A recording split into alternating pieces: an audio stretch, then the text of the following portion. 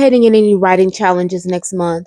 Now, as NaNoWriMo itself is no more, the concept still exists. And I've seen 3 companies that are still having some novel writing competitions.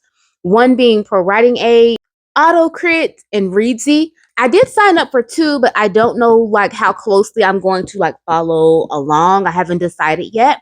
Now, I've done something a little controversial with my challenge. I'm going to write 4 novels.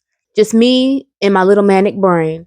I have a system here that works well for me. Just say I have spent years as a ghostwriter. So I know how to get the ideas from point A to point B. And the best way that I know to be successful is to basically treat myself like a client. And when I have clients, I have an expectation of a fairly decent outline. So with that in mind, I know I need a meaty outline. I only have one of the 4 outlines that I need. Another is kind of partially where it needs to be. So I'm going to work on those. Today is October 24th, but I at least have one outline to go ahead and get started with. I've never taken on a task this large before. I have written a book in a very short window of time. Again, it was for a paid project though.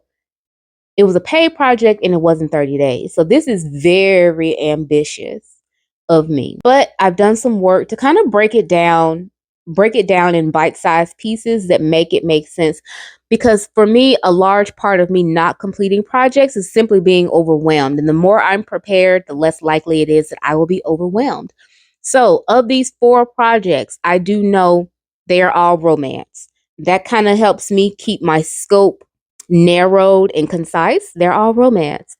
2 of them are contemporary romance. The one is more romantasy, and the other is paranormal romance. Of course, I do not recommend my method of doing things. It is a lot extreme, but we can be a little extreme around here. So first things first, like I said, a meaty outline. And I am the type of person that while I know fundamentally I don't need a new notebook for everything, I like to have a fresh notebook for everything. And I need to set up my writing space to be a lot more inviting. Now, I already have to start with my blanket, my crochet things, because I do like to crochet when I'm doing my first draft. And I do that because I use dictation to do my first draft, and a good pen. So to start with, I have my brainstorm, brain dump moment where I may include things like characters that I may know, tropes that I may know, keywords that are coming up to my mind. Just whatever I can think of that relate to that story goes into my kind of brain dump paper. A little technical stuff, and it's only because I'm a pattern girly. I like following and identifying patterns. So I may identify the number of POVs that I need.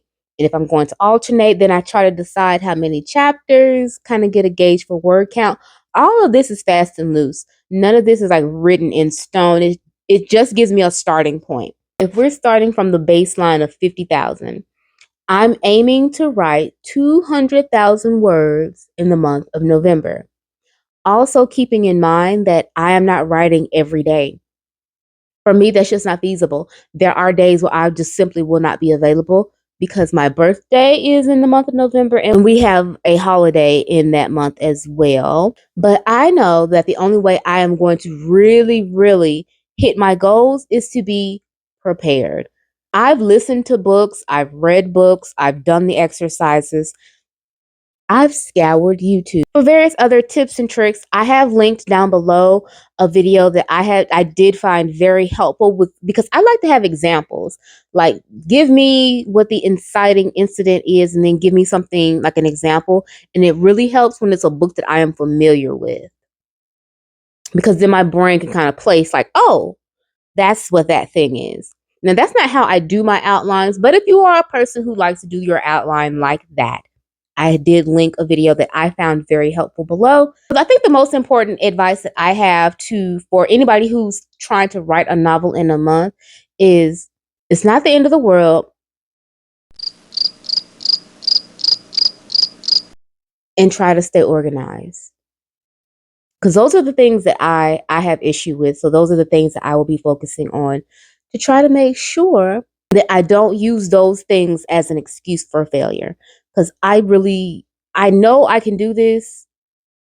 I'm a little scared though. I'm a little scared. I can admit that. So right now I have 24 active writing days. 24, which means that I need to break up my 50,000 chunks across those 24 days. Now, again, this is ambitious. I know it's ambitious, but I hope you stick with me while we do this.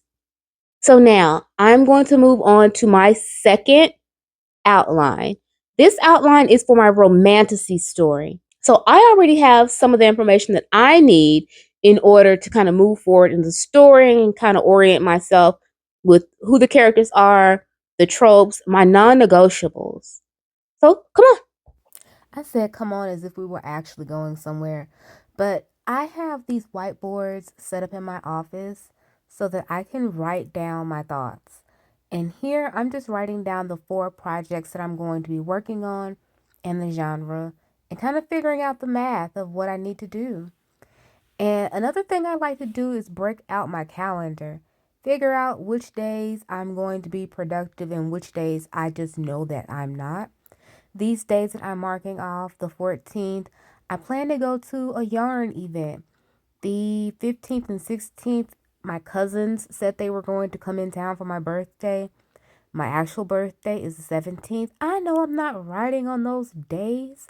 And then we have Wednesday, and then we have the Thursday of the day that we're not going to call Thanksgiving. We're going to call it Indigenous Day or something else.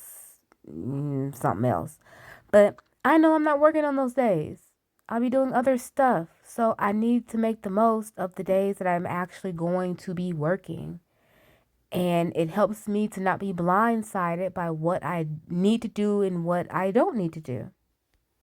I'm not tied to the idea of four projects completely. I have my one main project, and then the other ones will kind of float in and out as I see fit. Because what tends to happen with me is the cat and the dog are playing with each other. So if you hear anything, some scrapping going on, it's it's those two. I have a brain that gets bored very easily. So to help avoid that, I need more than one project to work on at a time.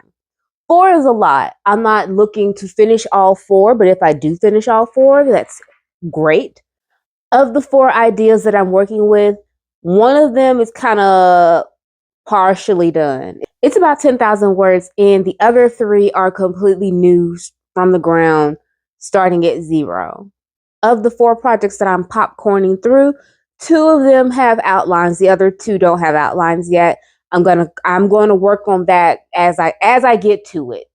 The main goal for me is all gas, no brakes, and don't get bored. That's why I have more than one project going on, because I can always be in a state of working on something, which should kind of help keep the dopamine going on in my mind to help keep me on task.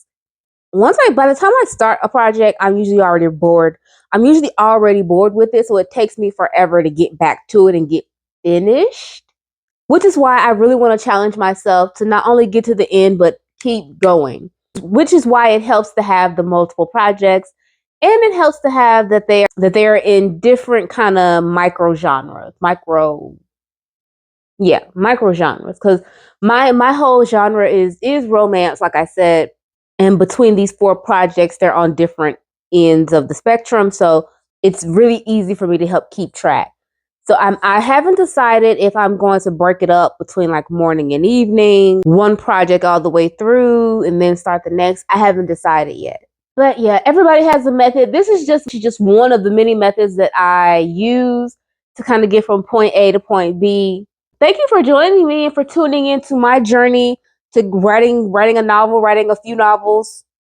Maybe we shall see. Okay, bye.